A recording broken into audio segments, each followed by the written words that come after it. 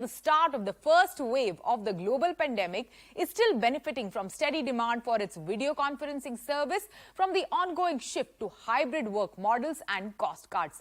But many enterprises have moved to other platforms. So are there any tangible plans and programs in works for the company to get back its old enterprise users?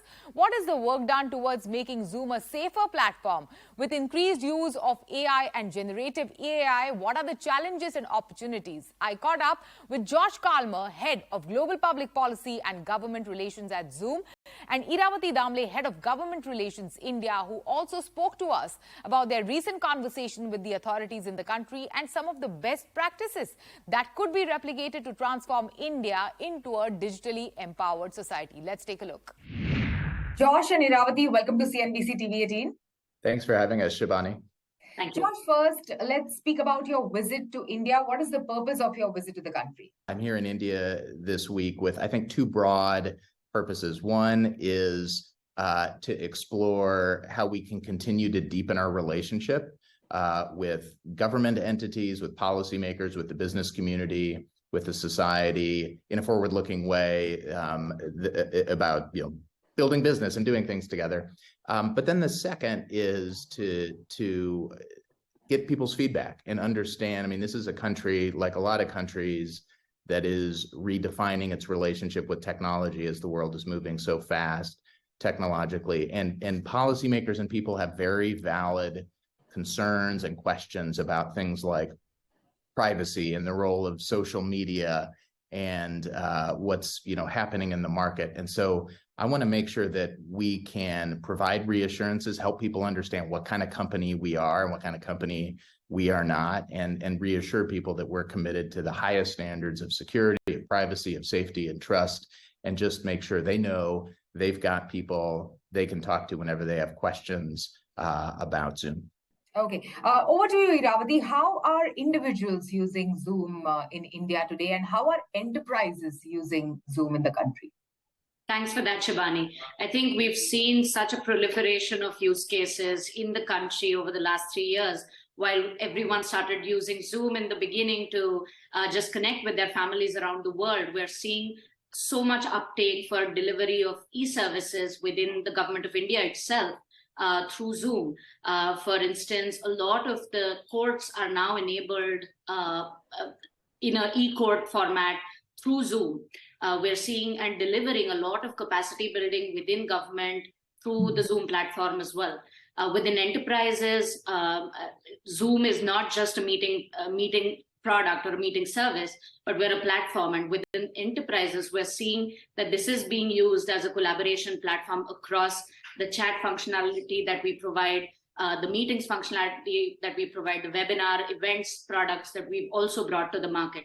So we're seeing completely different but very new use cases that are coming up in India that are contributing both to the Digital India program of the government and allowing enterprises to be productive and efficient in their day-to-day lives. Okay. Over to you, Josh. Your thoughts on some of the best practices that can be integrated or, brought into the country for like a more digitally empowered, India, and for a more digitally empowered Indian consumer? One best practice is for policymakers and governments to ensure that how they think about the responsibilities of companies such as ours are appropriate for the service that we provide. We don't put content up, we don't broadcast things. So that's one. I think another is in the area of hybrid work, in the profound ways that the relationship between people and technology are changing with respect to their work days, with respect to healthcare, with respect to education, to imbue policymaking with the considerations around that. What does it mean to have a strategy for hybrid work? What are the kinds of investments we need to make in broadband deployment, in digital skilling, in modifying our labor laws to prepare for that future? And so these are the kinds of discussions that we anticipate having this week. Okay, Iravati, over to you.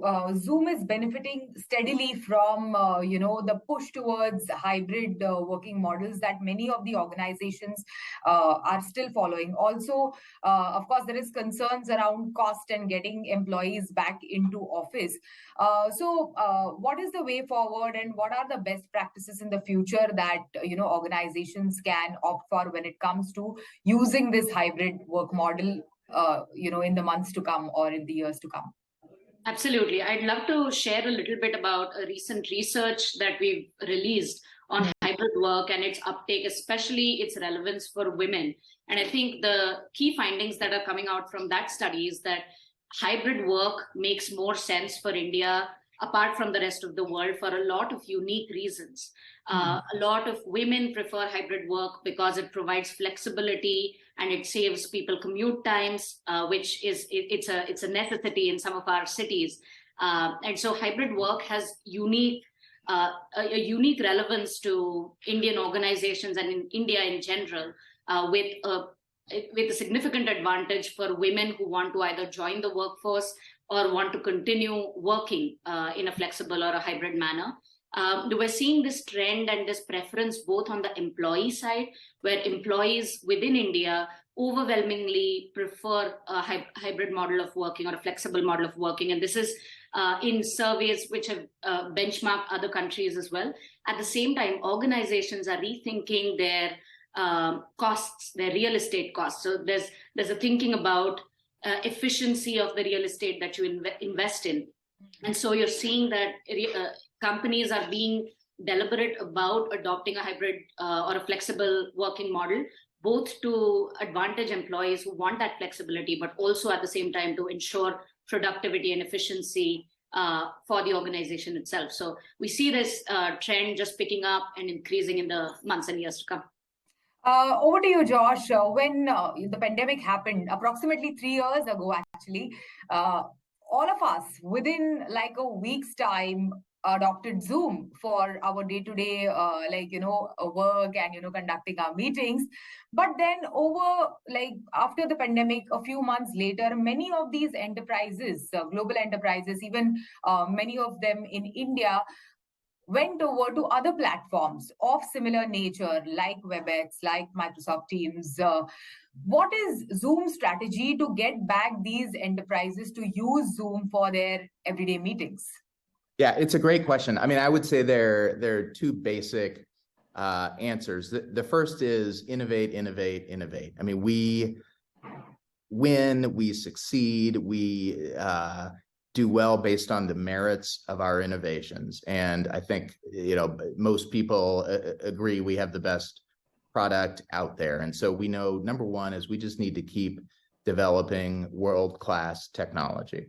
The second is that we have to think more expansively about who we are. And that is actually an evolution that's been happening over the last 3 years as we have moved from being a product, the one we're using now, the Zoom Meetings product, into a truly unified, diverse platform that has a chat function, that of course has webinars, that hopefully over time in India will have a phone service, that has what's called a contact center so that companies can interact with their customers, that integrates email and calendar. So again, that the phrase I used at the beginning, the operating system of your workday, can be truly realized. Perfect. Also, over the past couple of months, generative AI has been spoken about extensively.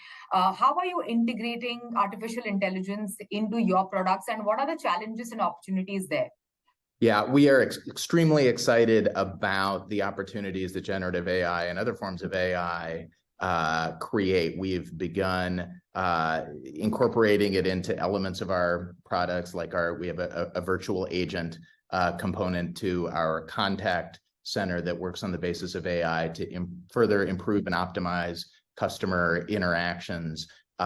We have a product called Zoom IQ for Sales that helps people interacting with their customers understand better how their customers are thinking about their products and services. And we are continuing to try to incorporate it into our product cycles.